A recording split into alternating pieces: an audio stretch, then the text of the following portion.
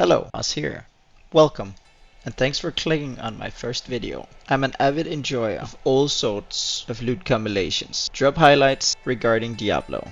Watching other people get the sick drops makes it seem possible that you might be able to get them yourself. And so with me being done with the DTWR Season 3 online, I decided to delete my offline save and start a fresh sorcerer to enjoy offline with the new Terror Zones, as I have not played with them there before. With this fresh start, I plan on making clips of all the highlights, and hopefully you can enjoy the journey with me. This is going to be the first video in my series offline from scratch.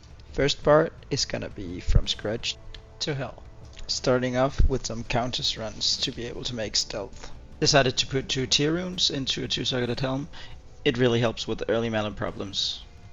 During one of the countess runs, I was lucky enough to find a 10 FCR ring with better mana. It took me about 5 to 6 runs to get both runes. After running countess, I was just about to hit level 13, so I was finally able to equip the tier 2 helmet. First unique, this is gonna be an easy grail. Quick tip, you can gamble Act 2 belts from Geed. And that's Endurial down, onwards to Act 2. Got the cube, the Staff of Kings, the important level 17, making it possible to wear stealth. Amulet of the Viper. I found the summoner on the first try, which is always a good feeling.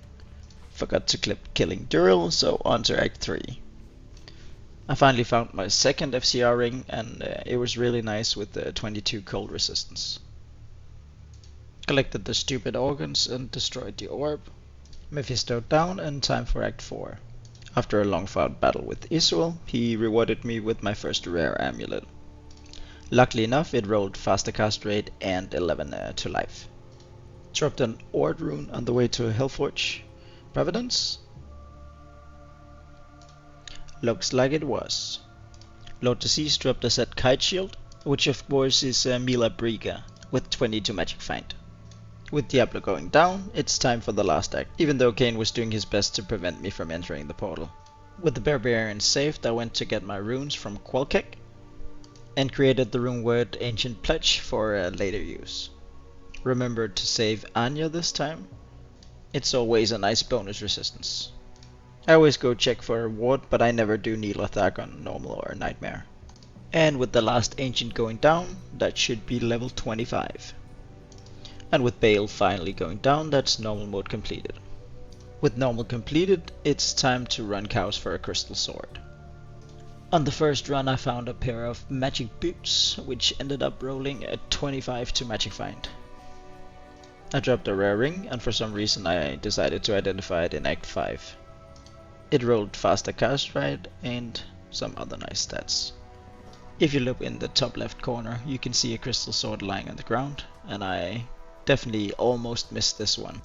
I even went to town to sell. Luckily enough, I noticed it when I got back, and I could stop doing cows. Found a jewel and a rel during the cow, so I decided to do a castercraft, which ended up quite nice for leveling. Went to Act 5 to get my 4 sockets, and went on to do nightmare counters in search of Thul, and Sol. I managed to get a double IO drop, and I believe this is the highest rune she can drop a nightmare. As soon as I got the Sol rune, I created the Lore rune word, which is +1 to skills. Finally found a Thul rune, and I created the Spirit Sword with 25 faster cast rating. Of course, Andy Nightmare. A quick Act 2 with another first try Arcane Sanctuary. Dural Nightmare is horrible with Nightling Nova.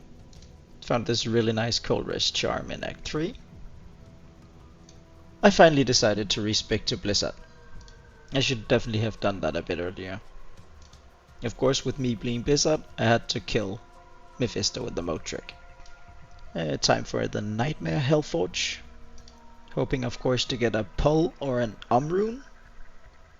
And nope, another IO. I forgot to clip my Diablo kill, so you can enjoy my Merc struggling with Lord Disease, which of course is cold immune. That's Nightmare Bale completed, and the end of the first episode. if you stuck with me all the way. Thank you so much for watching. Consider leaving a comment with suggestions on how I can improve the next video. A like or a thumbs up goes a long way in knowing that you enjoyed my content. Subscribe if you want to see more, as I'm already working on part 2 in my offline from scratch series, which is gonna be about clearing hell and setting ourselves up for success with the right gear to start magic finding Mephisto. Thanks again and have a great day. Lars out.